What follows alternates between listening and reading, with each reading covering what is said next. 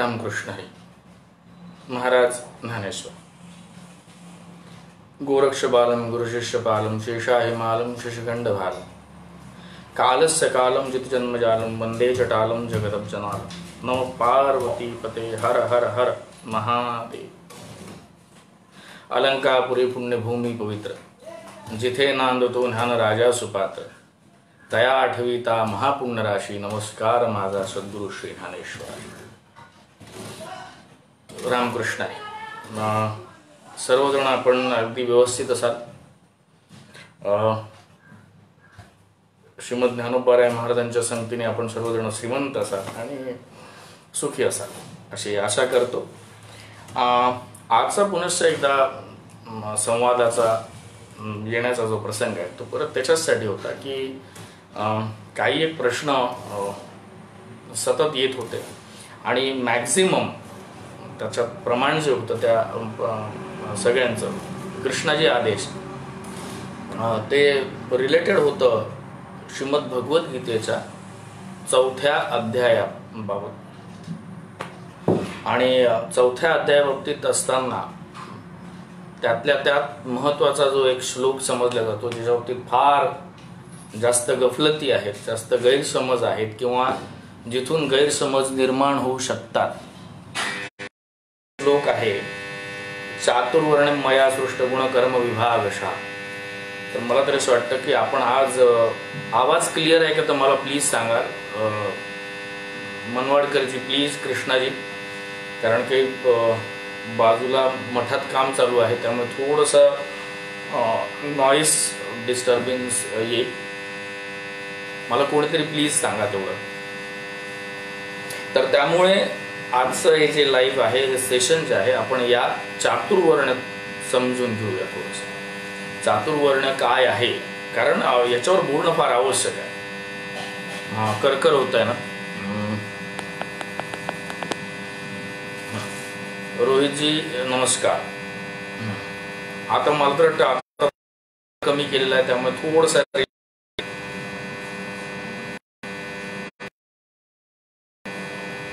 आवाज नाही. ठीक आहे का महाराज ज्ञानेश्वर?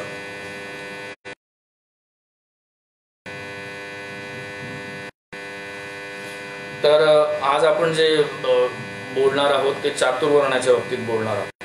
आणि याच्यावर बोलणं का बरं आवश्यक आहे, सर्वांना विदित करू इच्छितो की भगवद्गीतेचा एक भाग आहे. त्या बाबतीत 4थ्या अध्यायामध्ये अनुक्रमे 7व्या अध्यायामध्ये अनुक्रमे डिस्टर्बन्स आहे. हो गणेशजी डिस्टर्बन्स आहे, पण प्रॉब्लेम हाच आहे की मठाचं बांधकाम चालू आहे आणि त्यातल्या त्यात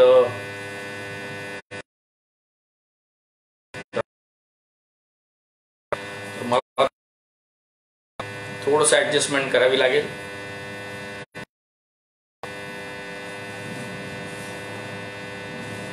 श्रीमद ज्ञान सृष्टगुण कर्म विभागशा. श्रीमद भगवद्गीतेच्या 4थ्या अध्यायामधला हा श्लोक आहे आणि ज्याच्यामुळे अनेकोत्तम समज गैरसमज निर्माण होऊ शकते. आणि आपण हे समजून घेणं का बरं आवश्यक आहे, कारण हा श्रीमद भगवद्गीतेचा भाग आहे. तद्वतच हा ज्ञानेश्वरीचा सुद्धा एक अंग आहे. या 13व्या श्लोकावर, 4थ्या अध्यायाच्या 13व्या श्लोकावर बोलत असताना, आपल्याला हा श्लोक समजून देत असताना श्री ज्ञानेश्वर महाराजही या बाबतीत बोलतात. आता पुष्कळ जणांचा समज असेल, पुष्कळ जणांचा गैरसमज असेल, जसं आपण मगाशी बोललो. तर आपण एक काम करूया, आपण सर्वात पहिले तर या श्लोकाची फोड करू आणि या श्लोकाला समजून घेऊया, बरोबर? आणि तसंही मित्रांनो, श्रीमद भगवद्गीता असेल, अष्टावक्र गीता असेल, छांदोग्योपनिषद असेल, कठोपनिषद असेल, ज्ञानेश्वरी असेल, गाथा असेल, हे सर्व ग्रंथ आपल्यासाठी बनलेले आहेत. हे निर्माण झालेत, हे प्रगट झालेत, हे सगळेच्या सगळे आपल्यासाठी प्रगट झालेले. रोहितजी आवाज येतोय पण काय वाचता आहे ते बांधकाम चालू आहे त्यामुळे मला खरंच माफ करा. I am really very sorry for that. Okay, so let's start. तर हे सगळे ग्रंथ जे आहेत ते आपल्यासाठी निर्माण झाले आहेत. आणि या ग्रंथांमध्ये जे काही लिहिलं गेलं, जे काही सांगितलं गेलं, ते सांगताना प्रत्यक्ष भगवंताच्या विविध अवतारांनी त्या शरीराला धारण केलं, त्या नामाला, त्या रूपाला धारण केलं. आम्ही कधीतरी त्याला अष्टावक्र म्हटलं, आम्ही कधीतरी त्याला ज्ञानेश्वर म्हटलं, आम्ही कधीतरी वा वा अनिकेतजी धन्यवाद. श्रवणाच्या भुकेपोटी केवळ आपलाच आवाज येतोय, बाकी कसला नाही. धन्यवाद धन्यवाद. म्हणजे मी तो पक्षी आहे आणि तुम्ही आता बाण मारणार आहे, पण तरी धन्य होईल.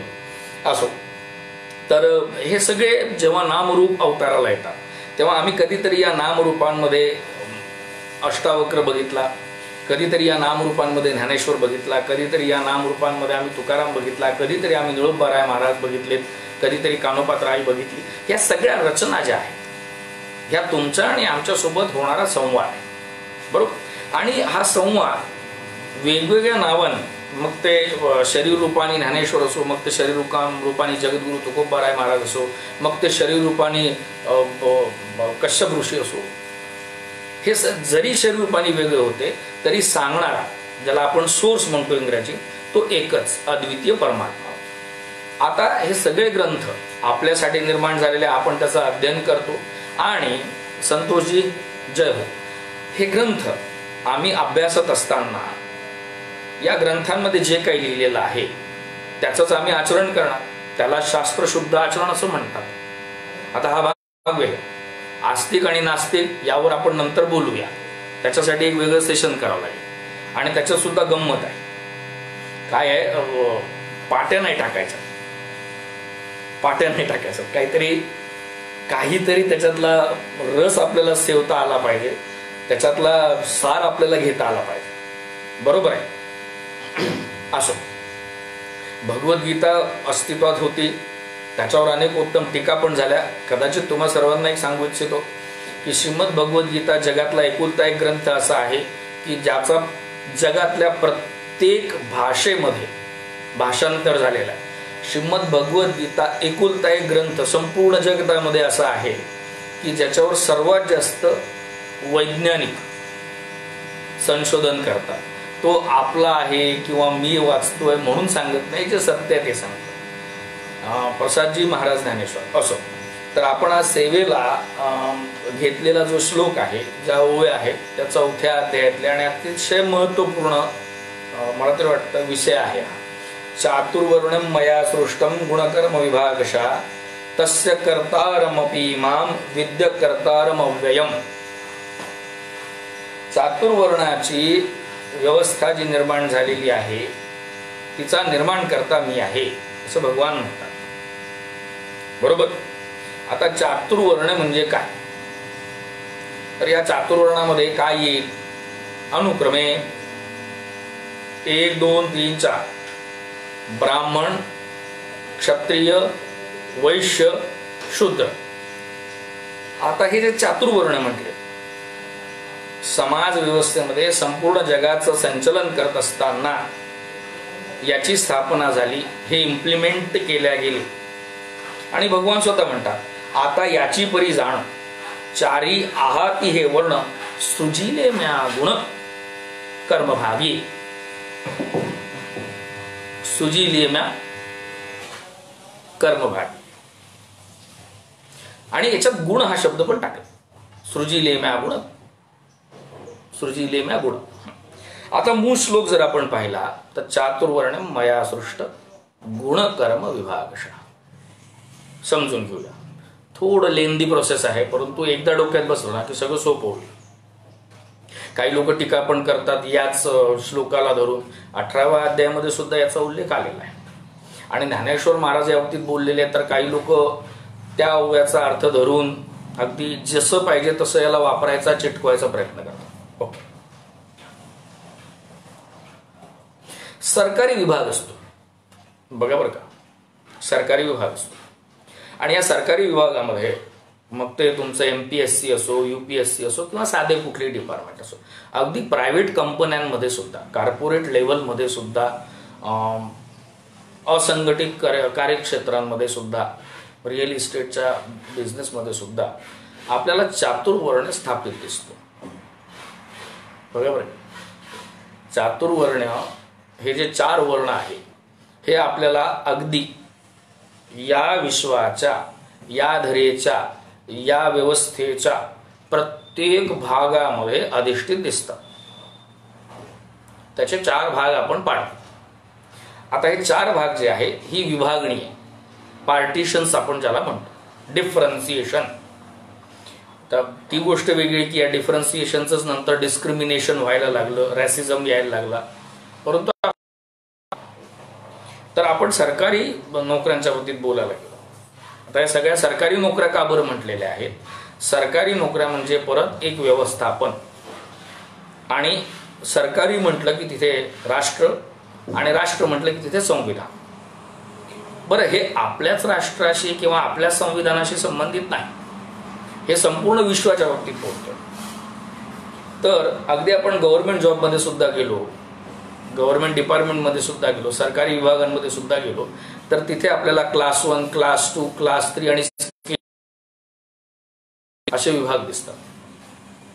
अगदी आपण कुठल्या प्रायव्हेट कंपनीमध्ये करत होतो त्यावेळेस स्केल 2, स्केल 3, स्केल 4, बँकिंगमध्ये सुद्धा जर गेलो तुम्ही तर तिथे डिपार्टमेंट नसतात, तिथे स्केल असतात. फक्त फरक एवढाच आहे की तिथे क्लास म्हणजे स्केल 1 जी असते ती सर्वात डाऊन असते. बरोबर, आलं लक्षात? म्हणजे ही 4 ची विभागणी जी आहे ती तुमच्या सरकारी विभागांमध्ये सुद्धा आहे, ती तुमच्या कॉर्पोरेट लेवलमध्ये सुद्धा आहे, आणि ती तुमच्या घरात सुद्धा आहे.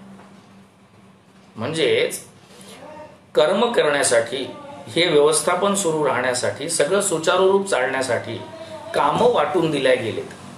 बघा बरं का, हे सगळं सुचारूरूप चालू राहण्यासाठी कामं वाटून देण्यात आले.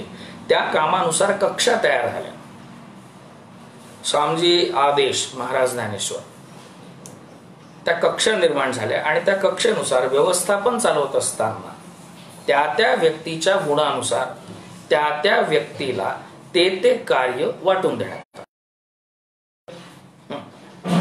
आता क्लास 1 लेवल समजा आपण घेऊया,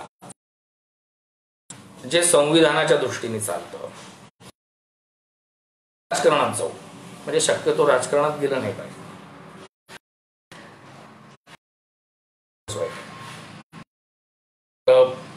आपण जर समजा बघितलं तर सर्वात वर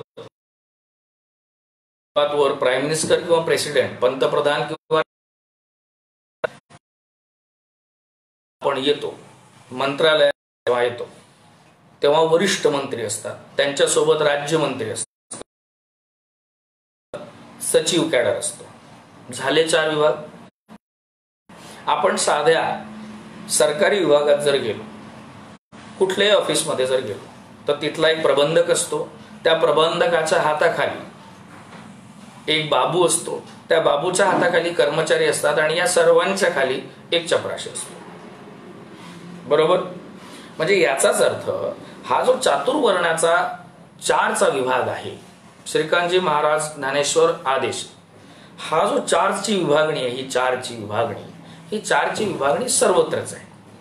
बरोबर, म्हणजे समानतेच्या गोष्टी आपण जेव्हा करतो, ऐकून घ्यावं, पहिले संवाद सुरू आहे, ऐकून घ्यावं. याचा खुलासा करण्यासाठी मी बोलतच राहणार आहे. विद्याताई रामकृष्ण हरी अनिलजी महाराज ज्ञानेश्वर, समानतेच्या जेव्हा आम्ही गोष्टी करतो तेव्हा मला एक सांगावं, आपण मंदिरांमध्ये सुद्धा जातो, अगदी मंदिरांच्या बाबतीत सुद्धा बोलत असतात. एक प्रमुख विश्वस्त असतात, त्यानंतर त्याच्यासोबतच कार्य करणारे विश्वस्त असतात, त्यानंतर कर्मचाऱ्यांमध्ये सुद्धा विभागणी असते, तिथे सुद्धा एक मॅनेजर असतो, त्याच्यानंतर एक डेप्युटी मॅनेजर असतो, अकाउंटंट असतो, आणि या सर्वांच्या खाली सुपरवायझर असतो. सुपरवायझरच्या खाली एक साधा शिपाई असतो. बरोबर, पोलीस स्टेशनमध्ये सुद्धा गेलं तरी हे 4 विभाग आहे. बरोबर, आलं लक्षात? आता या 4हींची ही जी आतापर्यंतची सांगितलेली विभागणी ही त्यांच्या योग्यतेनुसार आणि ते ज्या पदावर आहे त्या पदानुसार झालेली. बरोबर, एखादा व्यक्ती कलेक्टर बनला आहे, त्यामुळे तो कलेक्टर या पदासाठी नियुक्त झाला आणि तो कलेक्टरच्या चेअरवर बसला. जो B.Com M.Com किंवा अकाउंटंट म्हणून लागला तो तिथे अकाउंटंट म्हणून बसेल. ज्यांनी इंजिनिअरिंग किंवा MBA केलं असेल तो तिथे बाबू झाला किंवा आउटडोर फॅसिलिटीज मध्ये लागला. आणि ज्यांनी शिपाई या पदासाठी अर्ज भरला होता तो. आता मला एक सांगा, ही जी विभागणी आहे आपण ज्याच्या बाबतीत आता बोलतोय, योगेशजी रामकृष्ण, ही जी विभागणी झाली ही त्यांच्या गुण आणि कर्मानुसार झालेली आहे. बघा बरं का, खरंच विचार करा. म्हणजे या बाबतीत कुठला जर आक्षेप असेल तर तो आता ऑनलाईन सर्वांनी शेअर करा. आपण या बाबतीत बोलूया, संवाद करूया. आता जेव्हा श्रीमद भगवद्गीतेच्या शास्त्राच्या बाबतीत आम्ही बोलायला जातो तेव्हा इथे सुद्धा तेच काहीतरी बोललंय. चातुर्वर्ण्यम मया सृष्ट गुण कर्म विभागशा. हा जो विभाग पाडला गेलेला आहे, हा विभाग जो पाडला गेला हा गुण आणि कर्मानुसार पाडला. पहिले श्लोकाची फोड करावी आणि त्यानंतर त्याच्यावर ज्ञानोबराय महाराज आम्हाला काय समजून सांगू इच्छितात त्याच्यावर लक्ष द्यावं. कुठलीही धारणा पहिलेपासून मनात ठेवून कुठलाही ग्रंथ जर वाचायला जाल तर तुमच्या जे डोक्यात आहे तेच तुम्हाला त्याच्यातून दिसेल. न्यूट्रल फेज मध्ये, झिरो लेवल मध्ये कुठलाही उपदेश जर स्वीकारला तर तो उपदेश आपल्या अंगी परिपूर्णपणे ठसतो. बरोबर आहे. आपली गफलत काय होते, आपण कुठलीही ओवी ग्रहण करत असताना, कुठलाही अभंग ग्रहण करत असताना, कुठलाही श्लोक ग्रहण करत असताना आपल्या डोक्यात जे काही विचार चालू आहे त्या विचारांसोबत त्या प्रमाणांना धारण करायचा प्रयत्न करतो. आणि साहजिक आपल्याला ते प्रमाण आवडीचं वाटायला लागतं, कारण आपण त्याच्यात आपला विचार, आपली धारणा मिक्स केली. त्यामुळे मूळ ग्रंथकर्त्याला, उद्बोधकाला जे सांगायचं होतं ते तुम्ही ऐकू पण शकले नाही आणि समजू पण शकले नाही. न्यूट्रल फेज मध्ये येऊन संतांचे उपदेश ग्रहण करावेत. बरं, कुठली विशिष्ट धारणा ठेवून तुम्ही जर ते उपदेश ग्रहण करायचा प्रयत्न केला तर तुम्ही प्युअर प्रमाणभूत ग्रंथाचा उपदेश कधीच ग्रहण करू शकत नाही. विभागशा. मग हे गुण कुठले? उठणं, बसणं, चालणं, रागीट स्वभाव असणं, प्रेमळ स्वभाव असणं नव्हे. तर या संपूर्ण विश्वामध्ये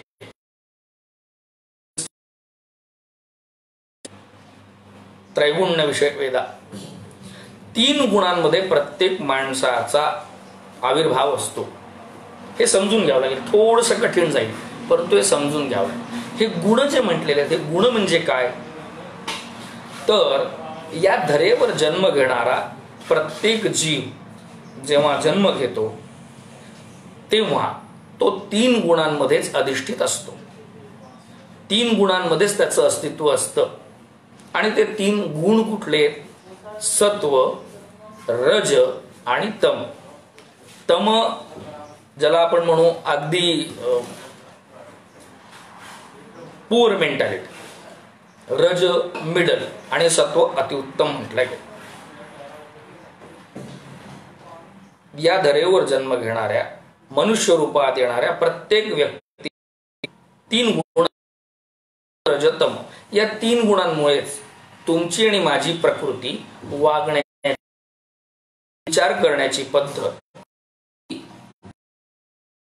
चालणं, बोलणं, एकमेकांशी संवाद करणं, कुठल्याही गोष्टीच्या, कुठल्याही व्यक्तीच्या बाबतीत वागणूक, ही सगळी या 3 गुणांमधून प्रकाशित होते.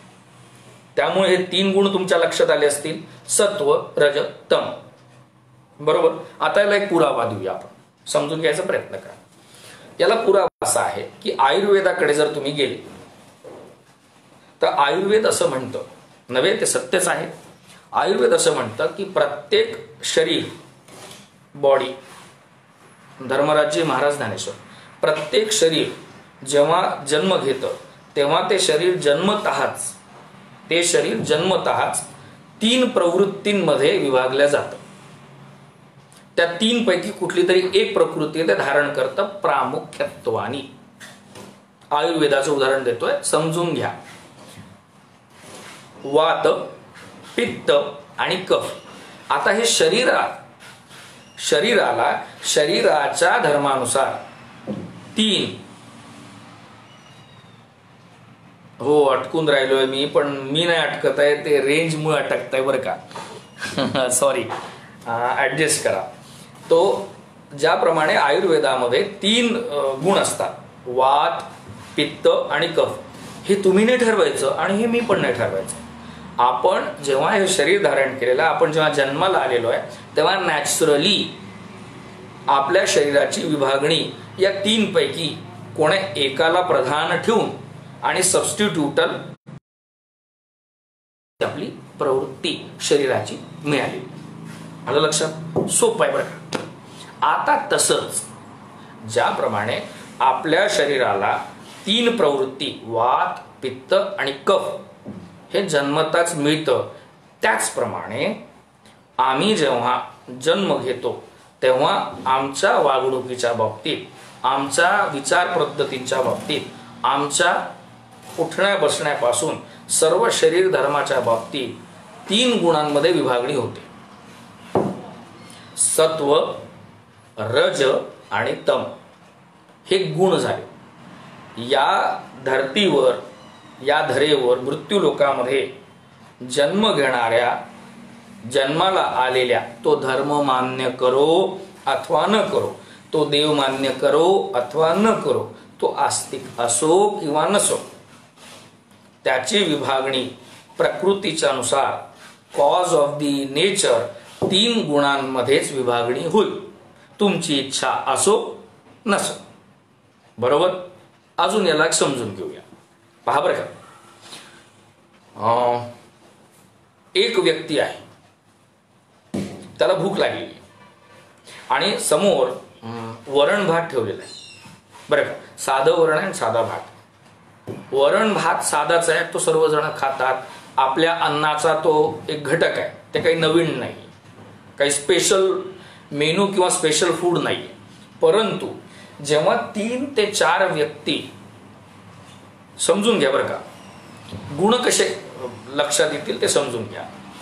तर जेव्हा भूक लागलेले 3 ते 4 व्यक्ती हा वरण भात खायला जातील, तर कोणाला तरी नुसतं वरण भात आवडेल, कोणाला तरी त्या वरण भातामध्ये तूप आवडेल, कोणाला तरी त्याच्यात थोडंसं तिखट लागेल, आणि कोणाला तरी या वरण भातामध्ये किंचित का होईना परंतु लोणचं लागेल. वरण भात उपलब्धच आहे, परंतु आपल्या आपल्या प्रवृत्तीनुसार, आपल्या आपल्या नेचरनुसार आपण त्यात फ्लेवर ऍड करत गेलो आणि मग ते ग्रहण केलं. बरोबर? अगदी असंच तुम्ही आणि आम्ही या शरीराला धारण केल्यानंतर याचे 3 विभाग पडतात. तुमची इच्छा असो किंवा नसो. मग ते 3 विभाग कुठले? सत्व, रज आणि तम. हे तुमचं नेचर बिल्टअप आहे बरं का. हीच तुमची प्रवृत्ती आणि हीच तुमची धारणा. समजलं? आता या बाबतीत सत्व, रज आणि तम या 3 गुणांच्या बाबतीत ज्ञानेश्वरीमध्ये श्रीमंत ज्ञानेश्वर महाराज अतिशय सुंदरपणे बोललेले आणि त्याचा खूप छान खुलासा ज्ञानेश्वर महाराजांनी केला. आता हे सत्व, रज, तम जे आहेत गुण, हे फक्त तुमच्या आणि माझ्या दोघांच्या मध्येच लागू होत नाही, मनुष्यांमध्येच लागू होत नाही, तर हे पदार्थांमध्ये सुद्धा लागू पडतात. हे यज्ञामध्ये सुद्धा लागू पडतात, पूजा पद्धतींमध्ये सुद्धा लागू पडतात. नवे तुमच्या आणि माझ्या प्रत्येक क्रियेमध्ये या जगताशी जेव्हा संबंध येतो तेव्हा या 3 गुणांमध्येच त्याची विभागणी होते. सत्व, रज आणि तम. आता या 3 गुणांनी व्याप्त असलेलं हे शरीर, डोकं जेव्हा एखादं काम करायला जाईल, म्हणजेच सत्वगुणी जर व्यक्ती असेल तर तो, पहा बरं का, सत्वगुणी व्यक्तीची पूजा करण्याची पद्धत ती सुद्धा सात्विक असेल. राजस व्यक्ती जेव्हा पूजा करायला जाईल तेव्हा त्याची पद्धत ही सात्विकापेक्षा वेगळी असेल. आणि जेव्हा हीच पूजा तामसी व्यक्ती, तामसी विचार कर, तामसी म्हणजे प्रचंड वाईट आहे असं समजू नका, ऑर्थोडॉक्सिकल ज्याला म्हणता येईल, आग्रही ज्याला म्हणता येईल, अतिशय कर्मठ ज्याला म्हणता येईल, त्याला तामसी म्हणतात. तामसी व्यक्ती हीच पूजा करत असताना त्या पूजेची प्रकार आणि पद्धती वेगळी असेल. समजून घेऊया. बरं, मी फार फोड करतो बरं का, मी प्रचंड उदाहरण देण्याचा आग्रह करतो, कारण ह्या गोष्टी नंतर समजून आल्या पाहिजे. आलोय, बोललोय, खूप लाईक झालेला आहे, खूप व्ह्यूज झालेले आहेत, हा उद्देश नाही बरं का, काही गरजच नाही. संवाद आहे. आणि मला महत्वाचं काय आहे की किती व्ह्यूज येतात ते महत्वाचं नाही, किती व्ह्यूज बदलतात. या लाईव्हला किती व्ह्यूज येतात ते महत्वाचं नाही, या लाईव्ह मधून, या संवादामधून किती व्ह्यूज बदलतात ते महत्वाचं. डायलॉग चांगला होता. असो, तर मला समजा मला ज्ञानेश्वर महाराजांची पूजा करायची, मी जर सात्विकता धरून असेल तर मी विचार करेल की अगदी ज्ञानेश्वर महाराजांना एक गडवा पाणी जरी चढवलं तरी चालेल, अगदी मला ते पाणी सुद्धा चढवायला नाही मिळालं तरी मी नमस्कार करेल आणि ज्ञानोबांना पाहायला मिळतंय एवढं समाधान घेऊन मी अगदी शांततेने बाजूला बसेल. किंवा ज्याला म्हणतो ना, माझ्या मनात सुद्धा किंतु परंतु नसेल तो सत्वगुण. म्हणजे सत्वगुणामध्ये स्वतःचं कर्तृत्व जे असतं, हो ना, सांगतो ना योगेशजी, मी येतोय, अगदी येतोय. तर जिथे अट्टहास नाही, योगेशजी, जिथे अट्टहास नाही, जिथे सगळं काही जे काही होतं आहे, जे काही होतं त्याच्याच इच्छेने होत आहे, या प्रकृतीच्याच इच्छेने होत आहे, ऑटोनॉमसच होतो आहे आणि मी फक्त कर्माला निमित्त आहे, याची थोडी बहुत धारणा झाली, आग्रह संपला, अट्टहास संपला की तो सात्विक मार्ग आहे. आम्ही शक्यतो साधक, सिद्ध, संत, मुमुक्षु अशा लोकांची विभागणी सात्विक गुणामध्ये करतो. सात्विकचा सुद्धा अहंकार असतो बरं का, त्याचा उल्लेख सुद्धा ज्ञानेश्वरीमध्ये भेटेल. असो, म्हणजे सात्विक गुण आला म्हणजे त्याला सुद्धा अहंकार होणार नाही असं नाहीये, त्याला सुद्धा अहंकार होऊ शकतो, तो भाग वेगळा. परंतु सात्विकता ही शांतता असेल एक प्रकारे, तिथे हट्ट नसेल, तिथे दुराग्रह नसेल, तिथे धावपळ नसेल, तिथे म्हणजे धावपळ म्हणजे शरीराची नव्हे बरं का, मेंटॅलिटीची. मग राजसी गुण आला तर राजसी व्यक्ती थोडा धडपडा असेल, तो थोडा आग्रही असेल, त्याची थोडी काहीतरी अपेक्षा असेल भौतिकतेशी धरून. तो पूजा करताना देवकर पाटील राजेंद्र, पंढरपूरच्या कुंडात लघुशंका करणारा कोणत्या प्रकारात येतो? बरं, सांगतोय की मी याच्यावर उत्तर देणार नाही, मी फक्त वर्णन करेन. तुम्हाला ज्याच्या प्रकारात मोडायचा ते तुम्ही मोडावं, मी तुम्हाला त्याच्यासाठी विभागणी सांगतोय. ही एकदा विभागणी जर तुम्हाला कळली तर कोण कुठल्या प्रकारात बसतो ती निवड तुम्हाला स्वतःहून करता येईल. असो, तर राजसी व्यक्ती जो आहे, म्हणजे काही लोक जे म्हणतात ना, जलाशय निर्मावी, झाडे लावावी, हा राजसी परिपूर्णपणे विचित्र नाही, परंतु तो धडपडे असतो. थोडासा मोठं मंदिर बांधलं जावं, तिथे तलाव निर्माण व्हावे, मोठमोठे वन अरण्य निर्माण व्हावे, जास्तीत जास्त प्रमाणात आपल्याला लोकांनी ओळखावं, आपली धडपड असावी. राजसी गुणामध्ये भगवंताची भक्ती असतेच, परंतु त्या भक्तीसोबत माझं सुद्धा महत्व वाढावं, मला सुद्धा त्या भक्तीपायी, त्या धारणेपायी लोकांनी ओळखावं, ही परिपूर्णपणे धारणा असते बरं का. सात्विक गुणामध्ये माझ्या देवालाच लोकांनी ओळखावं एवढी धारणा असते, परंतु राजसीमध्ये मी भक्ती करत असताना लोकांनी मला पण ओळखावं, मला पण परिचय असावा, भक्त म्हणून माझं पण नाव व्हावं, माझ्या मनात थोडासा मान सन्मान असावा मला, आणि मी कुठेही जाताना भक्ती करतोच आहे, त्यात बाबतीत कुठेच वाईट नाही, परंतु मी जात असताना कुठेतरी त्या भक्तीच्या सोबत माझं सुद्धा नाव व्हावं, माझं सुद्धा व्हिजिटिंग कार्ड असावं. त्या व्हिजिटिंग कार्डवर ज्ञानोबांचा, भगवंताचा, नारायणाचा, शंकराचा फोटो असावा, परंतु माझं नाव असून त्याच्या खाली मी काय करतो हे सुद्धा प्रदर्शित व्हावं. म्हणजे हा राजसी प्रकार आहे. बरोबर, राजसी प्रकार फार आवश्यक आहे बरं का. सत्वाकडे जाताना राजस गुण हा आवश्यक आहे. राजस गुण लक्षात आला, सत्व लक्षात आला. आता तामसी. तामसी म्हणजे काय? ज्याचं टेम्पर हे फार विचित्र असतं. तो कधी काय करेल काही सांगता येत नाही. अगदी थोडक्यात सांगायला गेलं तर तो भक्ती पण करेल, परंतु ती भक्ती फक्त आणि फक्त काहीतरी प्राप्त करून घेण्यासाठी असेल. बरोबर.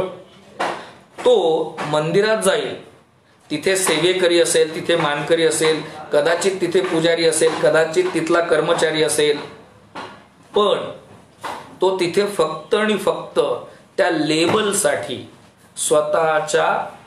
स्वतःच्या मतलबासाठी, स्वतःच्या स्वार्थासाठीच तो तिथल्या प्रत्येक गोष्टीचा उपभोग घेईल. त्याला तुमच्या ग्रंथांशी घेणं देणं नसतो. तो ग्रंथाला घाबरत नाही, तो संतांना घाबरत नाही. त्याला वाटलं तेव्हा तो एखादी ओवी उचलेल, एखादा अभंग उचलेल, तेवढ्या पुरता वापरेल. आणि जेव्हा त्यांनीच उचललेल्या, त्यांनीच ठेवलेल्या प्रमाणाच्या विरुद्ध त्यालाच काहीतरी करायचं असेल, तेव्हा तो सपशेलपणे त्यांनीच धारण केलेल्या प्रमाणाच्या विरोधात जाईल. तो संतांना, महात्म्यांना, शास्त्रांना मूर्खात काढायसाठी कधी पण तत्पर असेल. तामसी. आता असं पुष्कळदा घडतं बरं का, की आपण एखादं कर्म करतोय, ते कर्म कसं केलं पाहिजे त्याचं मेकॅनिझम असतं, व्यवस्था लागलेली असते. बरोबर. अगदी छोटंसं उदाहरण, सरबत बनवताना ते सरबत सुद्धा कसं बनवावं आणि त्यामध्ये कुठले कुठले इन्ग्रेडियंट्स, साहित्य असावे हे सुद्धा ठरलेलं असतं. म्हणजेच घडणाऱ्या प्रत्येक घटनेची एक प्रक्रिया ठरलेली असते. तीच प्रक्रिया म्हणवल्या जाते. बरोबर. मग आपण अभ्यास करतो आहे, मग आपण जेवण करतो आहे, मग आपण दान पुण्य करतो आहे, मग आपण झोपतो आहे, मग आपण कोणाशी तरी बोलतो आहे, मग आपण अगदी काही न करता शांत बसलेलो आहे. या सर्वांमध्ये हे 3 गुण आणि त्या 3 गुणांनुसार बरं का, या गुणांचा प्रभाव कर्मावर असतो. बरोबर. अजून एकदा समजून देतो, पहा बरं का.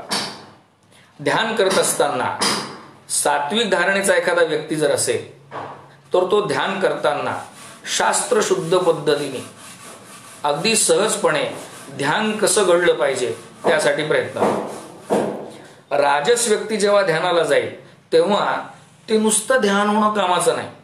त्या ध्यानातून देवदर्शन, सिद्धी किंवा ते कधी मिळेल, त्याला टायमिंग किती लागेल या बाबतीत तो उत्सुक असेल. नुसतं ध्यानच करणार नाही, त्याच्यासोबत तो आउटपुट जोडायचा प्रयत्न करेल, तो राजस. आणि तामसी काय करेल, ध्यान करताना सुद्धा त्या ध्यानापासून सिद्धी मिळणार असेल तरच ध्यान होईल. त्या ध्यानामुळे मला लोक ध्यानी म्हणून ओळखतील म्हणूनच ते ध्यान करेल. त्या ध्यानामुळे मला काहीतरी प्राप्त होणार आहे, लोकांनी मला ध्यानी समजावं. आणि त्याचं ध्यान सुद्धा फार विचित्र राहील बरं का, हॉरिबल. ते ध्यान तामसी राहील. ध्यान एकच आहे, परंतु 3 वेगवेगळ्या मेंटॅलिटीनुसार त्या ध्यानामध्ये सुद्धा फरक आहे. कर्म कशाचं आहे, ध्यान करण्याचं. पण ते ध्यान करण्याचं कर्म घडत असताना 3 गुणांनुसार त्याची विभागणी झाली. बरोबर. जसं आपण वरण आणि भाताच्या बाबतीत घेतलं. आता हे जे चातुर्वर्ण आहे, हे चातुर्वर्ण जे आहे हे सगळंच्या सगळं या 3 गुणांमधून जे कर्म, काम, कार्य उत्पन्न होत आहे त्यानुसार विभागले. एखादा व्यक्ती जन्मताच त्याच्या स्वभावानुसार अभ्यासू आहे, शांत आहे, अभ्यास करायची आवड आहे, देवधर्माची आवड आहे, लोकांना मदत करायची आवड आहे, त्याला इथे गुणानुसार सत्व आणि रज मिश्रित, बघा बरं का, ब्राह्मणत्वासाठी जे इन्ग्रेडियंट आहे ते इन्ग्रेडियंट म्हणजे पदार्थ कुठले? सत्व, सत्वाचं प्राबल्य आणि रजाची उपस्थिती, तो झाला ब्राह्मण. गुण आणि कर्मानुसार. मग तो जन्मता कुठल्याही शरीरातून निर्माण झाला, बरोबर. आता जन्मताच एखाद्या व्यक्तीचं फिजिक ज्याला आपण म्हणतो, शरीर मजबूत असतं, त्याला लोकांशी लढाई करायची जन्मताच आवड असते, विनाकारणच कधी पण. बरं ऐका, ऐकून घ्या पहिले. तो लढवय्या असतो, त्याला व्यायाम करायची आवड असते, त्याला आक्रमक राहायची आवड असते, तो आंदोलनकारी असतो, कर्मण्य वा अधिकार असते, त्याच्यावर पण येऊ आपण, सरळची येऊ. आता तो कुठल्याही कुळात का जन्माला असो ना, परंतु या गुणानुसार त्याच्यामध्ये रजाचं प्राबल्य आणि तमाचा थोडा भाग, हे दोनही पदार्थ मिक्स झाले की तो क्षत्रिय होतो, बरोबर. आता एखाद्याला जन्मताच व्यापार उद्यमाची बुद्धी असते, व्यवहार कसा करावा, 4 पैसे जास्त कसे कमवावे, त्याला जर तुम्ही सांगितलं ग्रंथ वाच तर त्याला त्याची आवड नसते. त्याला जर तुम्ही सांगितलं की अरे तिथे अन्याय होतो आहे आणि आपल्याला त्या अन्यायाचा प्रतिकार करायचा आहे, तो काय म्हणतो की मी तिथे भलेही तुम्हाला मदतीला येऊ शकत नाही, परंतु मी वेगळ्या माध्यमांनी का होईना स्वतः सुद्धा पैसे कमावतो आणि या व्यापारातून जनतेची सुद्धा सेवा करतो. एखाद्यात उपजत व्यापार बुद्धी असते बघा, त्याला आम्ही वैश्य म्हणतो. तो कुठल्याही कुळात जन्माला असो. बरं, आता तामसी, जिथे तमाचं प्राबल्य असतं, त्याला काहीही करायची इच्छा नसते. तुम्ही त्याला धर्म सांगा, तेवढ्या पुरता ऐकेल. तो भागवत कथेमध्ये येऊन बसेल, तो कीर्तनात येऊन बसेल, बघा बरं का. तामसी व्यक्ती कीर्तनात येऊन बसेल, परंतु हो हो हो योगेशजी, एकाच घरात सर्व वर्ण असू शकतात आणि हे तुम्ही प्रॅक्टिकली विचार करा बरं का, मी जे सांगतोय त्याच्यासाठी मी याची फोडणी करून देतोय. आणि याला जे प्रकृतीचे नी आधारे गुणाचे तदनुसारे विवंचिली, ज्ञानोबा आहे महाराजांचं होते, मी माझ्या मनाचं काही बोलत नाही.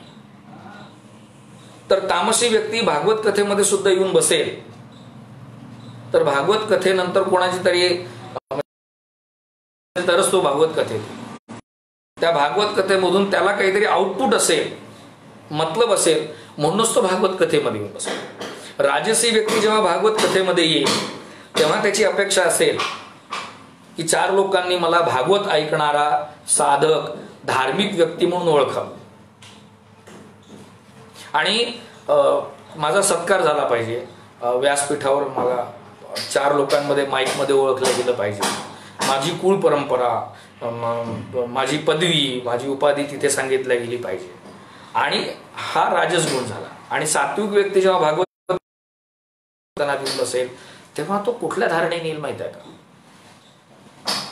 भागवत कथेमधून मला काय सार घेता येईल, कीर्तनामधून मला काय ऐकता येईल, त्या कीर्तनामध्ये उभ्या असलेल्या महाराजाच्या मानसिकतेतून, त्याच्या शब्दांमधून मला थोडे तरी तुकोबाराय महाराज, ज्ञानोबाराय महाराज समजतील का? हा सात्विकाचा भाव आहे. कीर्तन एकच चालू आहे, भागवत कथा एकच चालू आहे, परंतु येणाऱ्या श्रोत्यामध्ये सुद्धा त्यांच्या गुणानुसार, त्यांच्या मेंटॅलिटीनुसार 3 प्रकार पडतात, सत्व, रज आणि तम. त्यामुळे आपण पुष्कळदा पाहतो गुणकर्म विभाग अशा बरं का, की एखादी व्यक्ती, आपण काय केलं या सगळ्या व्यवस्थेमध्ये स्वतःचा हायब्रिडायझेशन केलं. आपण जे प्राकृतिक होतं ते आपण प्राकृतिक न ठेवता त्यात हायब्रिडायझेशन केलं. कसं? आपण वंशवाद लावला. पहा बरं का, अतिशय स्पष्ट बोलतोय आणि प्रमाणानुसार बोलतोय. 14 घ्यावा किंवा 18वा अध्याय पाहून घ्यावा श्रीमद भगवद्गीता, छांदोग्योपनिषद पाहून घ्यावं, तैत्तरीय पण बघावं आणि मांडुक्य पण बघावं. तामसी धर्मजात तितुके जी बुद्धीसी पातकी. आता जेव्हा तामसीचं सुद्धा अनिकेतजी मुद्दामून एक उदाहरण सांगतो. धार्मिक व्यक्ती सुद्धा तामसी असू शकतो बरं का, आवश्यक नाही. धार्मिक व्यक्ती सुद्धा तामसी असू शकतो. मी त्याच्यासाठी भागवत ऐकणाऱ्या श्रोत्यामध्ये धार्मिक व्यक्तीमध्ये सुद्धा 3 गुण कसे असतात ते सांगितलंय. आवश्यक नाही की तामसी व्यक्ती हा गुंडच असेल. धार्मिक व्यक्ती सुद्धा तामसी असू शकतो. या 3 गुणांव्यतिरिक्त कोणीही व्यक्ती या जगात अस्तित्वात नाही. आणि आत्मज्ञान, रिअलायझेशन किंवा ज्याला आपण म्हणतो परिपूर्ण वैराग्य, संतत्व, साधकत्व, सिद्धत्व, हे कधी सिद्ध होतं? जेव्हा तुम्ही या 3ही गुणांच्या पलीकडे असता, गुणातीत. जोपर्यंत तुम्ही भक्तीला परिपूर्णपणे धारण करत नाही तोपर्यंत तुम्ही या 3 गुणांमध्येच खेळत राहणार. म्हणून मी अगदी स्पष्टपणे सांगितलं की सात्विक गुण, सत्व गुण हा जरी सर्वात वरिष्ठ असला तरी त्यातून सुद्धा अहंकार निर्माण होतोच. बरोबर? त्यामुळे आपण अशी कोणी धारणा करू नये की माझ्या हातात ग्रंथ आहे, मी ज्ञानेश्वरी वाचतोय त्यामुळे मी तामसी नाही. तुमच्या ज्ञानेश्वरी वाचण्यामध्ये, तुमच्या धार्मिक असण्यामध्ये सुद्धा जेव्हा तुम्ही अट्टाग्रही असाल, जेव्हा तुम्ही अडीग असाल, जेव्हा तुम्ही दुसऱ्यांना मूर्खात काढण्यासाठी योग्य असाल, जेव्हा तुम्ही माझंच खरं असं म्हणायची सुरुवात कराल तेव्हा तुम्ही पण तामसीचा. भलेही तुमच्या हातात ग्रंथ असो, भलेही तुमच्या गळ्यात कुठलीही माळ का असो ना, भलेही तुमच्या मस्तकावर गंध का असो ना. आलं लक्षात? हे 3ही गुण प्रत्येक क्षेत्रात आहे बरं का. हे 3ही गुण पाण्यामध्ये सुद्धा आहे, हे 3ही गुण जेवणामध्ये सुद्धा आहे, हे 3ही गुण देवाचं नाव घेणाऱ्या वेगवेगळ्या मंत्रांमध्ये सुद्धा आहे. लक्षात? असो, अगदी देवतांचे सुद्धा जेव्हा 3 प्रकार पडले, सत्व, रज आणि तम, तेव्हा देवांची सुद्धा या 3 गुणांमध्ये विभागणी केली आहे. त्या देवतेने त्या वेळेस कुठलं कुठलं रूप धारण केलेलं आहे त्यानुसार त्या देवतांमध्ये सुद्धा सत्व, रज, तम अशी विभागणी केली. आता आपण चातुर्वर्ण्याकडे आलो. तर या 3 गुणांमध्ये तुम्ही आणि आम्ही मोडलो. अशीच या 3 गुणांनुसार तुमची आणि आमची कर्म करण्याची प्रवृत्ती झाली.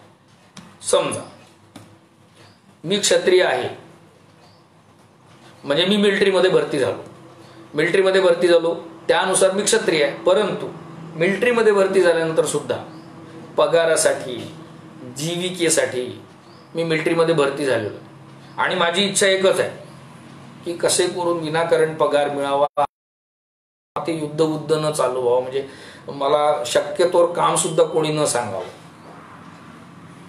बघा बरं का, आपण काय केलं? आपण जन्मतः ह्या सगळ्या व्यवस्था लावून घेतल्या. ब्राह्मणाच्या कुळात जन्मला तो ब्राह्मण, क्षत्रियाच्या कुळात जन्मला तो क्षत्रिय. माफ करा, परंतु ब्राह्मणांमध्ये सुद्धा रावण निर्माण झाले. अनिकेतजी, आता याच्यातून तुम्हाला उत्तर मिळेल. ब्राह्मणांमध्ये सुद्धा रावण निर्माण झालाय. सो कॉल्ड जात ब्राह्मण, तिथे रावण निर्माण झालेला आहे.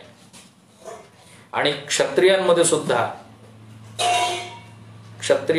सुद्धा शिवाजी महाराजांच्या बाबतीतलं उदाहरण जर घेतलं तर शिवाजी महाराजांच्या विरोधात जाणारे सुद्धा त्या काळचे क्षत्रियच होते. इथे शिवाजी महाराजांच्या बाबतीत बोलत असताना, या गुणांच्या बाबतीत बोलत असताना एक उदाहरण असं द्यावं वाटेल की इथे शिवाजी महाराज, छत्रपती शिवाजी महाराज आमचं कुळभूषण आहे, ते आमची ओळख आहे. त्यांच्यामध्ये आणि इतर त्यावेळेसच्या राजांमध्ये फरक का बरं होता? ते गुणांनी आणि कर्मांनी क्षत्रिय होते. ते गुणांनी आणि कर्मांनी धर्मधुरंधर होते. त्यामुळे त्यांचं वेगळेपण आणि त्यांची उत्तमता सर्वांपेक्षा वेगळी. छत्रपती शिवाजी महाराज जेव्हा अस्तित्वात होते तेव्हा त्यांच्यासोबत अनेक उत्तम राजे होते, परंतु छत्रपतींचं वेगळेपण तुम्हाला आणि आम्हाला प्रेरणा का बरं देतं? कारण त्यांनी स्वधर्म पाळला होता. बरोबर? असो, त्यामुळे शूद्रांमध्ये सुद्धा जातीनुसार, जर आपण आत्ताच्या जातीनुसार बाय कास्ट जर पाहिलं तर शूद्रांमध्ये सुद्धा अनेकोत्तम भक्त निर्माण झाले. शूद्रांमध्ये जन्म जरी शूद्रामध्ये घेतला असेल, सो कॉल्ड कास्ट वाईज, तरी त्यांनी भगवंत पदाला प्राप्त करून घेतलेलं आहे. खरे पाहता जन्मतः कुळानुसार कुठली विभागणी झालेलीच नाही. ब्राह्मण जन्माला आलेला आहे, सो कॉल्ड, परत सांगतो, कास्ट. ब्राह्मण जन्माला येऊन सुद्धा जर तो यज्ञ करत नाही, ज्ञानदान करत नाही, पौरोहित्य करत नाही, अभ्यास करत नाही, नुसता झोपून राहतो, त्याला काही करावंसं वाटत नाही, चिडचिडा आहे, तो तामसी आहे. तो तामसी या गुणानुसार तो क्षुद्र आहे. दुसऱ्यांना उपद्रव करत राहील, तो शूद्र आहे. आता वैश्याच्या बाबतीत बोलायचं झालं, आता पुष्कळशे मंदिर व्यवस्थापनांमध्ये आपण लोक पाहतो की ते जन्मता ब्राह्मण नसतात. ते जन्मता ब्राह्मण नसतात, परंतु पगारानुसार, नोकरीनुसार त्यांना मंदिर व्यवस्थापनामध्ये ठेवलं जातं आणि तिथे त्यांच्याकडून जे कर्म घडत आहे, नोकरीच्या निमित्ताने का होईना किंवा कुठल्या प्रसंगाच्या निमित्ताने का होईना, ते ब्राह्मण कर्म झालं. म्हणजे तो बायकास्ट जरी क्षत्रिय असेल, बायकास्ट जरी वैश्य असेल, तरी कर्मानुसार त्याचं जे सध्या कर्म घडत आहे ते ब्राह्मणाचं घडतं. त्यामुळे मला एक गोष्ट सांगावीशी वाटते की आपण जेव्हा दररोज लाईव्ह येत जा, महाराज प्रयत्न करेल बरं का नक्की. आता वर्णसंकर जे म्हणतो, पहिल्या अध्यायामध्ये अर्जुनाने फार बडबड केलेली याच्या बाबतीत. तर वर्णसंकर जेव्हा आम्ही बोलतो तेव्हा आम्ही सर्वात पहिले हे लक्षात घेतलं पाहिजे की गुण आणि कर्मानुसार 4 वर्णांची विभागणी. म्हणजे जसं ब्राह्मणाचा मुलगा ब्राह्मणच, हे तुम्ही आणि आम्ही स्वतःच्या मनाने ठरवलेलं आहे. क्षत्रियाचा मुलगा क्षत्रियच असेल, हे तुम्ही आणि आम्ही स्वतःच्या मनाने ठरवलेलं आहे. क्षत्रियाचा मुलगा म्हणजे, म्हणून म्हणतो मी की लोक जेव्हा काही टीका करतात, एक तर खरंच वादात पडू नये माणसाने. आपण कुठल्या गोष्टीचा ठेका घेऊ नये बरं का. आपण काय करावं, मुद्दामून सांगतोय, वेळ संपत आलेली आहे, परंतु हे फार महत्वाचं आहे की आम्ही जेव्हा भक्त म्हणून निर्माण होतो, भक्तांची संघटना नसते बरं का. मी अगदी स्पष्ट करू इच्छितो, भक्तांची संघटना नसते. भक्तांमध्ये एकीचं बळ वेगळ्यानी निर्माण करण्यासाठी संघटना निर्माण करायची नसते. भक्ताचं बळ हे नामसंकीर्तन असतं आणि त्याच्यासाठी सर्वच जण सारखे. त्यामुळे संघटन जे करायचं आहे ते अखिल विश्वामधल्या भक्तांचं संघटन करायचं आहे. तुमच्या लोकांचं बाजूच्या लोकांपासून वेगळं संघटन बनवायचं नाही. भक्तीमध्ये संपूर्ण विश्वच संघटना असते आणि भक्तीमध्ये नाम हे सर्वात मोठं बळ असतं. नाम साधलं की एकी साधते आणि ती एकी कुठली असते, विश्वरूपासोबतची एकी. या व्यतिरिक्त तुम्ही जितके व्याख्या कराल भक्तीच्या संबंधित संघटनांच्या, त्या अगदी तुमच्या मतलबाच्या आहेत असं मी स्पष्टपणे सांगतो. आम्हाला ज्ञानदीप लावायचा आहे जगामध्ये, आणि तो जगामध्ये लावत असताना ज्याप्रमाणे दिवा आपला आणि परका फरक करत नाही, सर्वांनाच प्रकाश देत सुटतो, आम्हाला आमच्यामध्ये दिवा लावायचा आहे ज्ञानाचा आणि सगळं जग प्रकाश करून सोडायचं आहे. बघा बरं का. म्हणून सत्व रज तम या 3 गुणांनी विभागणी झाली. या 3 गुणांमुळे कर्मामध्ये जो फरक आला, वागणुकीमध्ये जो फरक आला, त्यानुसार चातुर्वर्ण निर्माण झाले. बरोबर. आता काय झालं, ही गडबड कुठे झाली. ज्याच्याकडे अधिकार होता, समजा मी एखाद्या पदावर आश्रित आहे आणि ते पद जे आहे ते पद मी उपभोगतोय, परंतु माझ्या परिवारामध्ये, माझ्या पुढल्या पिढीमध्ये जे कोणी व्यक्ती जन्माला आलेली आहे त्यामध्ये त्या पदाच्या साजेसे कुठलेही गुण नाहीत. नालायक आहे एकदम, अभक्ष भक्षण, अप्रिय प्राशन, परंतु तो माझ्या कुळातला आहे. काय म्हणतील लोक, काय म्हणतील की नाथजींच्या परिवारातला व्यक्ती इतका विचित्र वागतो. त्यामुळे मला भीती वाटायला लागली आणि मग आम्ही सर्वांनी मिळून, याच्यात एकच वर्ण नाही बरं का, सगळे वर्ण आहे, या सर्वांनी मिळून काय केलं, जन्मानुसार, वंशानुसार आणि कुळानुसार ही चातुर्वर्ण्य व्यवस्था पुढे चालवली. माझं पोरग नालायक जरी असेल तरी ते शूद्र म्हणवलं गेलं तर माझा अपमान आहे. शास्त्र गेलं धोड्यात, ग्रंथ गेले रद्दीत, कारण मी स्वतः तामसी आहे. बघा बरं का, म्हणून मी शास्त्रांचा विचार करणार नाही, म्हणून मी धर्माचा विचार करणार नाही. आणि मी ज्या पदावर आहे ते गुण माझ्या पुढल्या पिढीमध्ये जरी नसतील तरी माझ्या कुळामध्येच हे पद राहिलं गेलं पाहिजे. म्हणून मी जन्मानुसार आणि कुळानुसार, जातीनुसार, कास्ट वाईज हे डिफरन्सिएशन सुरू केलं. शूद्राचा मुलगा शूद्र, वैश्याचा मुलगा वैश्य, क्षत्रियाचा मुलगा क्षत्रिय, ब्राह्मणाचा मुलगा ब्राह्मण. आणि याच्या बाबतीत मी स्पष्ट सांगू इच्छितो, माझ्या अनेक उत्तम ओळखी आहेत, मी खूप फिरलेलो आहे. याचं ऑब्झर्वेशन करा की बाय कास्ट जरी कुठला व्यक्ती जन्माला आला असेल तरी त्याला भगवंत पद प्राप्त झालेलं आहे, त्याला संतत्व प्राप्त झालेलं आहे. हेच शिकायचं आहे आपल्याला. आपल्याला हेच शिकायचं की चातुर्वर्ण्यम मया सृष्ट गुण कर्म विभागशः. ब्राह्मणाचा मुलगा हा ब्राह्मण नाही, तो कर्मानुसार विभागणी केल्या जाईल. क्षत्रियाचा मुलगा क्षत्रियामध्ये जन्मला म्हणून तो क्षत्रिय नाही. म्हणून श्रीमद भगवद्गीतेमध्ये भगवान श्रीकृष्ण अर्जुनाला वारंवार क्षत्रिय धर्म शिकवतात. कारण ऐका बरं का सांभाळून, कारण अर्जुन जन्मता बाय कास्टनी जरी, सो कॉल्ड कॉन्स्टिट्यूशनल कास्टनी जरी क्षत्रिय असला तरी तो गांडीव धनुष्य टाकून देतोय ना. तो लढायला तयार होत नाहीये. त्याच्या मनात विषाद निर्माण झालेला आहे. त्याचा गुण बदललेला आहे. त्या गुणामुळे त्याला जे कर्म करायचं आहे ते कर्म सुद्धा चुकतंय. पहा बरं का, या गुण आणि कर्मांना आपापल्या जागी बसवण्यासाठी श्रीमद भगवद्गीता आहे. कन्फ्युजन तुम्ही आणि आम्ही तयार केलं. बरोबर आहे. त्यामुळे गुणांनुसार आणि त्या गुणांना अधिष्ठित धरून कर्मानुसार. आता एखाद्या व्यक्तीला आपण दाल फ्राय खायला दिली, हॉटेलमध्ये अनेक उत्तम लोक जातात.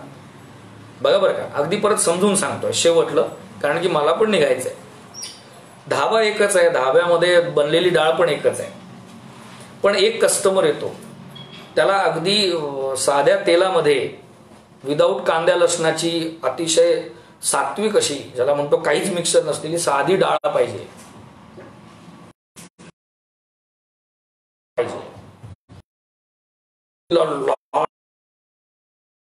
अशी डाळ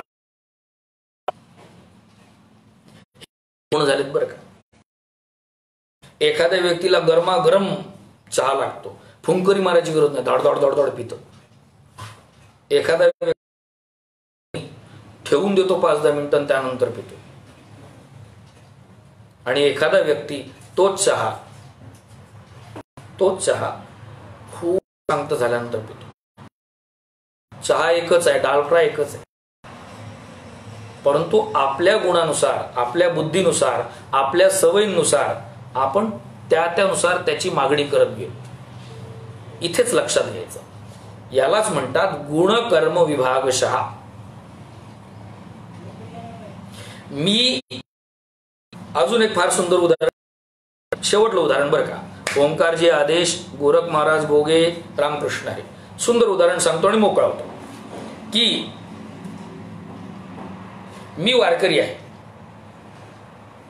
आता सर्वात पहिले मी वारकरी आहे सांगायची गरजच नसली पाहिजे, परंतु तरी, किंवा मी नागपंथी आहे, मी नागपंथी आहे, मला सर्वांनी नागपंथी म्हणूनच ओळखावं, हा सुद्धा राजस. मी नागपंथी आहे आणि तुम्ही नागपंथी नाही, त्यामुळे माझं वेगळंपण हा तामस. आणि मी नाथपंथी आहे, त्यामुळे गोरक्षनाथांपासून, मत्स्यनाथां, ज्ञानेश्वरांपासून तुकारामांपर्यंत केलेला आहे तो मला अंगी ठसवायचा आहे.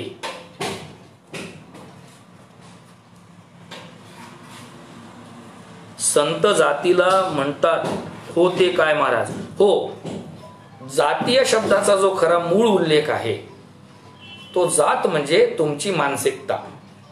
म्हणून तुकोबाराय महाराज म्हणतात की मला जातीचे भेटले पाहिजे. म्हणजे ती जात म्हणजे ब्राह्मण, क्षत्रिय, वैश्य, शूद्र अशी जात नाही. ती जात म्हणजे तुमचा मूळ गुण आणि त्या गुणानुसार तुमचं चाललेलं कर्म. त्यामुळे जात एक जात सगळे स्वतः भजनशीळ. आपण सर्वच जन्मता भक्त येतो, अधिकार दिले गेलेत. आणि म्हणून जेव्हा जेव्हा संत तेव्हा तेव्हा या संतांनी कुठेही फरक का नाही केला? कारण की संतांसाठी सगळे एकच. आता त्या संतांमध्ये सुद्धा आपण जाती चिटकवायला लागलो. कबीर महाराज कुठल्या जाती ते आमचे. संप्रदायांमध्ये सुद्धा जाती निर्माण झाल्या की संत या संप्रदायाचा, तो संत त्या संप्रदायाचा, संप्रदायातल्या संताचं नाव घेत नाही. आम्ही संतांना सुद्धा वाटून घेतलं. आम्ही संतांच्या सुद्धा वाटण्या केल्या. आम्हाला संत सुद्धा जातीनुसार दिसायला लागले. म्हणजे काय झालं की ज्या संतांनी आम्हाला जातीभेद विसरून वसुदैव कुटुंबकम शिकवायचा प्रयत्न केला, जे जे भेटे भूत ते ते मानिजे भगवंत, सिया राम मैं सब जग जानी, एकम सद्विप्रा बहुधा वदंती, त्या संतांना सुद्धा ते संत मेलेत. बघा बरं का, हो मी असं शब्द बोलतोय, ते संत मेले. त्यांनी जे काय सांगितलं ते सुद्धा त्यांच्यासोबतच मेलं. आणि आम्ही लगेच लेबल लावून तयार झालो, हा संत आमच्या जातीचा, हा संत आमच्या संप्रदायाचा.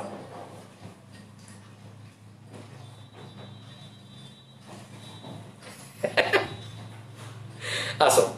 त्यामुळे चातुर्वर्ण्यम मया सृष्ट गुणकर्म विभागशः, गुणांनुसार चातुर्वर्णाची निर्मिती झाली आणि ती भगवंतानीच केली.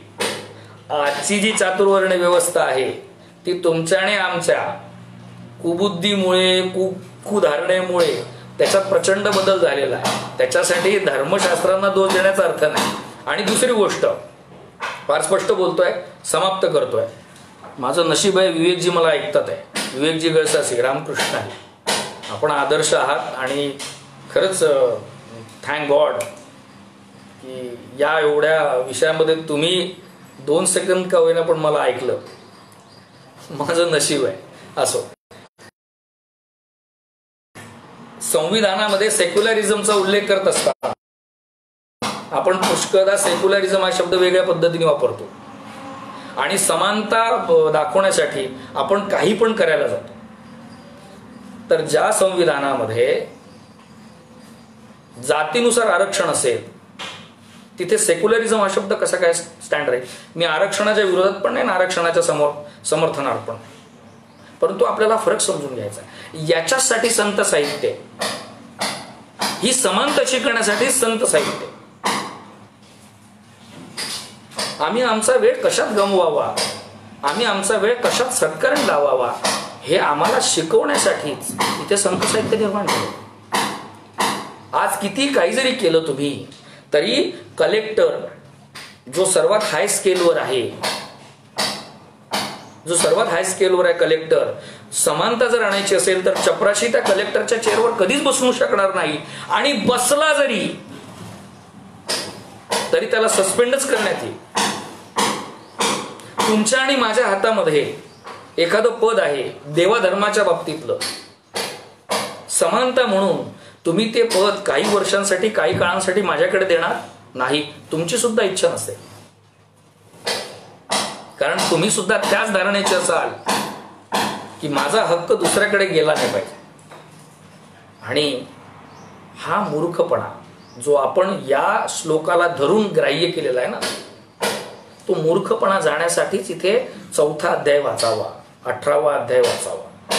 चातुर्वर्ण्यम मया सृष्ट गुणकर्म विभागशः, एथ एकची हे धनुष्य पाणी, परी जाहले का चहुवर्णी, ऐसी गुणकर्मी कडसणी केली सहजे.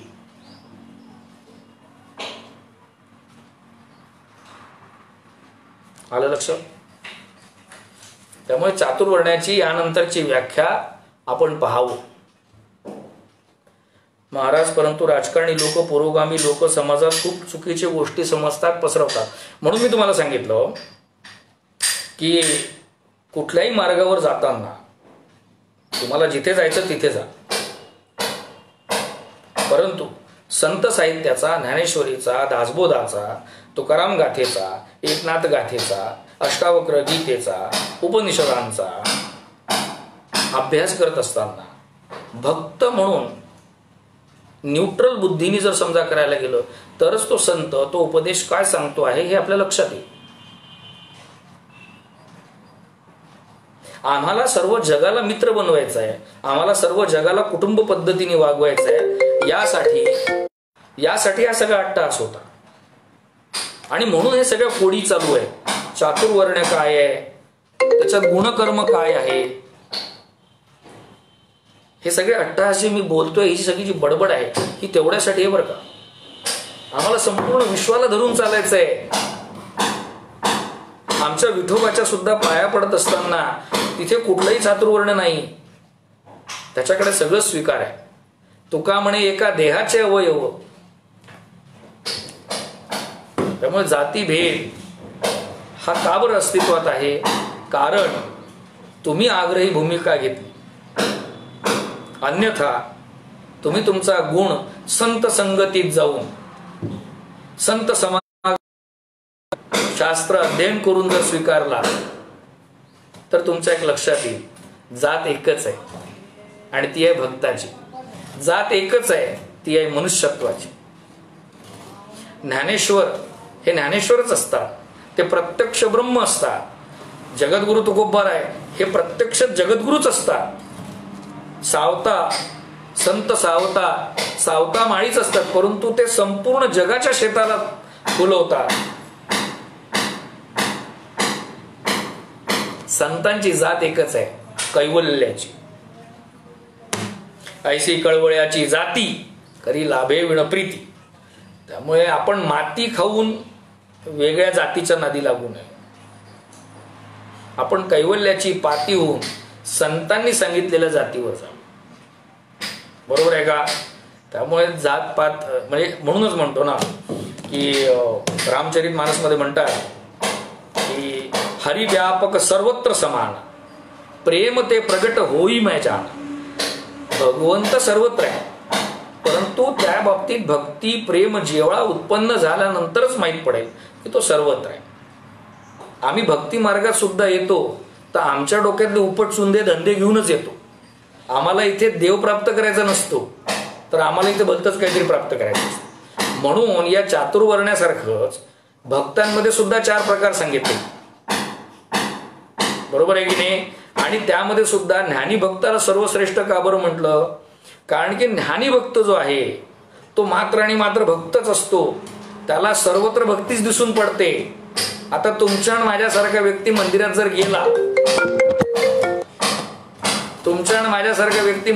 गेला, तर आपल्याला देवाची मूर्ती सोडून बाकी सगळं दिसतं. आपण सप्त्यामध्ये जर गेलो, मग तो भागवत सप्ताह असेल, नाम सप्ताह असेल, आपल्याला त्या कीर्तनामध्ये काय सांगितलं चाललं आहे, कुठलं चरण आहे, कुठला अभंग आहे, ते सोडून बाकी सगळं दिसतं. कारण आमचा गुणच उपच सुंदर आहे. आम्ही तिथे काही ना काहीतरी कुटाकळी करायसाठीच गेलेलो आहे. आम्ही सात्वाला धारण करावं. आम्ही सप्त्याला मध्ये सुद्धा जाताना हरिनामासाठी गेलो पाहिजे, सत्य असो. परंतु यासाठी की धार्मिक असणं म्हणजेच भरपूर झालेलं नाही बरं का. धार्मिक असणाऱ्या भक्तांमध्ये तम हे 3 गुण पडतात आणि त्यानुसार त्यांची भक्ती मार्ग प्रकाश. आवश्यक नाहीये की मी टिळा घातलेली आहे आणि वेगळा गणवेश धारण केलेला आहे. आणि तसं जर असतं तर आम्ही एक दिवस डिक्लेअर केलं असतं आणि सगळ्या पृथ्वीवरच्या सगळ्या लोकांना एकच कलरचा ड्रेस, एकच कलरचा ग्रंथ, एकच प्रकारचा बजवून काही तासांमध्ये ही पृथ्वी संपूर्ण वैकुंठमय केली असती. तसं होत नाही महाराज, तसं होत नाही. कारण ही सगळी व्यवस्था जी आहे ती गुण आणि कर्म विभागाने वाटलेली आहे. आणि हे गुण कसे बदलता येतील त्यासाठीच धर्मग्रंथ आहे, त्यासाठीच संत समागम आहे. आणि परत एकदा लक्षात ठेवा, हे माझं वारंवार सांगणार आहे, तुम्ही कितीही ग्रंथ स्वतःच्या मनाने वाचा, तुम्ही किती अध्ययन स्वतःच्या मनाने करा, जोपर्यंत गुरुत्व प्राप्त होत नाही, सद्गुरुत्व प्राप्त होत नाही, जोपर्यंत गुरुत्वाकर्षण लाभत नाही, तोपर्यंत पाय जमिनीवर राहत. म्हणूनच ज्ञानोबांना सद्गुरूंची गरज पडली.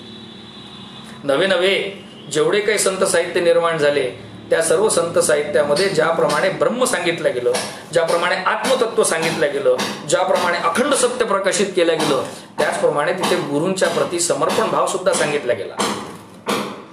तुमच्या आणि माझ्या बापांनी गुरु केले, तुमच्या आणि माझ्या बापांनी गुरु केला आणि आम्हाला गुरुची गरजच पडत नाही. आमच्या बापापेक्षा आम्ही बाप झालोय असो. पण शरणागती आणि समर्पण हेच धर्म कारण आहे. आणि त्यासाठी सद्गुरु प्राप्ती झाली.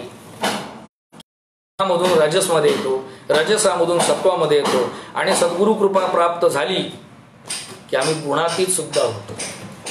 अरे अरे ज्ञाना झाला सिपा, किंवा काय सांगो झाले काही चिया बाही, पुढे चाली नाही. यासाठी धर्म करावा, यासाठी संप्रदाय करावा, यासाठी पंथ स्वीकारावा, यासाठी ज्ञानेश्वरी असावी, यासाठी तुकाराम गाथा असावी.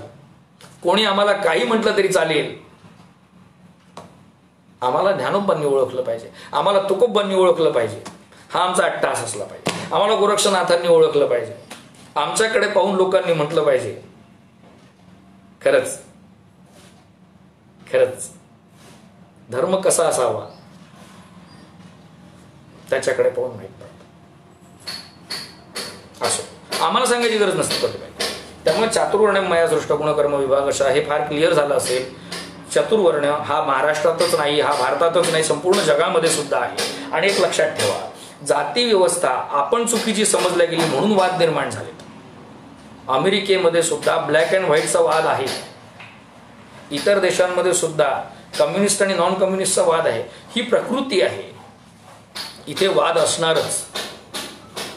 शास्त्राने, शिक्षणाने, संत समागमाने आम्ही हे विसरू शकू, विसरलो पाहिजे. आपण जर मनातून शांत नसू तर जगाला शांततेचा संदेश देता येत नाही. जे खळांची व्यंकटी सांडो या सत्कर्मी रती वाढो, भूता परस्परे जडो मैत्र जीवांचे. आम्हाला सर्व जगाच्या या जीवांमध्ये मित्रता पाहिजे आहे. त्यासाठी आम्ही सर्वात पहिले मित्रत्व, एकत्व जाणून घेतलं.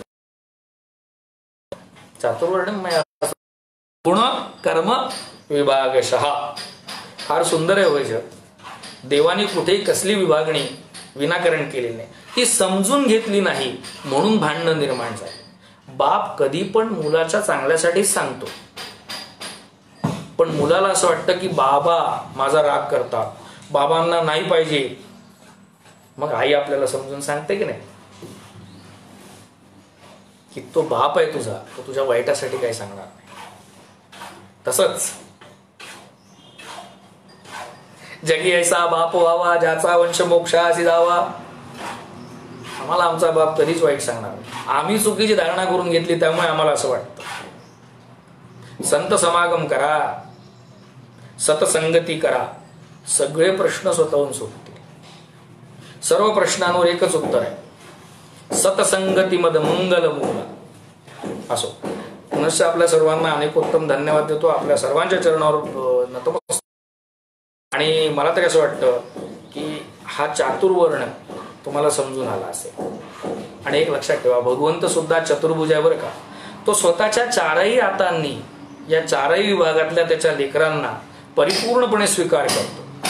ही व्यवस्था आहे, हा व्यवस्थेचा भाग आहे. हा भेदभावाचा, भांडणाचा, कोणीतरी वर असल्याचा, कोणीतरी खाली असल्याचा भाग नाही बरं का. आम्ही सर्व एक जात मनुष्यच आहोत आणि आमची जाती ही भक्तीचीच असली पाहिजे. भक्तीमध्ये कुठे प्रकार नसतात, भक्तीमध्ये कोणी श्रेष्ठ नसतो आणि भक्तीमध्ये कुठे कनिष्ठ नसतो. म्हणून संतांनी सुद्धा अगदी खाली बसून जेवण केलेलं आहे, सर्वांच्या सोबत साधेपणाने राहिलेले आहे. भगवंतानी सुद्धा म्हणजे मला जेवढं कळतं, सप्त्याच्या शेवटल्या दिवशी काल्याचं कीर्तन करतो, भगवंताच्या बालस्वरूपाचं वर्णन करतो, तेव्हा आम्ही एक गोष्ट लक्षात घेतली पाहिजे की भगवंतानी सुद्धा सर्व मित्रांना गोपाळांना सोबत घेऊन काला केलेला आहे, एकत्व भाव दाखवलेला आहे, अनन्यत्व दाखवलेला आहे, तिथे भेद केला नाही. गोपाळ काला गोड झाला. जय कृष्ण होई जे आपण तै कृष्ण होई जे आपले अंतःकरण. ज्यावेळेस आपण कृष्णत्व अंगी बाणू त्याच वेळेस या काल्याला वेगळीच चव आपल्याला लक्षात येईल, त्याच वेळेस तो गोपाळ काला होईल. वरना हम तो काले हैं ही हैं, दिल से भी और मन से भी. लेकिन जब ये कृष्ण हमारे अंतस्थ में प्रवेशित हो जाएगा तब वो गोपाल काला बन जाएगा और उसके जितना मिठास और उसके जितना अमृत और कहीं नहीं मिलेगा. तर सत्यशोकी काला बनो मन से, क्योंकि जब विचारों से काला बनोगे तो पूरी दाल ही काली बन जाएगी. लेकिन अगर अंतःकरण से काले बन जाओगे तो कृष्ण स्वरूप हो जाओगे. एकदम झाली असेल, बांधकाम चालू आहे, ते थांबवता येत नाही, त्यामुळे मी पुनश्च एकदा क्षमा मागतो. आणि असे अनेकोत्तम प्रश्न जर असतील तर मला खरंच ते पाठवावे. आपण वारंवार संवाद करूया. आपण सर्वांनी आपली स्वतःची काळजी घ्यावी. ज्ञानेश्वर महाराज समर्थ आहेत आपल्या सर्वांकडे लक्ष द्यायला, परंतु ते समर्थ जरी असले तरी त्यांच्या प्रती अनन्य भाव ठेवल्यानंतरच तो अनुभवात येईल. बरोबर आहे. लाईट लागलेला आहे, इलेक्ट्रिसिटी चालू आहे, बटन पण व्यवस्थित आहे, जोपर्यंत आपण ते दाबून ना ते बटन दाबणार नाही तोपर्यंत त्या प्रकाशाचा आपल्याला काही फायदा होणार नाही. अगदी तसंच भगवंत परिपूर्ण आहे, तो सर्व सत्तामय आहे, त्याची कृपा सर्वांवर आहे. आपल्याला फक्त बटन दाबायचं आहे. ते बटन म्हणजे काय? समर्पितता. असो, पुनश्च एकदा सर्वांना महाराज ज्ञानेश्वर आदेश. आणि याही बाबतीत जर काही प्रश्न असतील तर आपण बोलू शकतो आणि भेटू शकतो. महाराज ज्ञानेश्वर.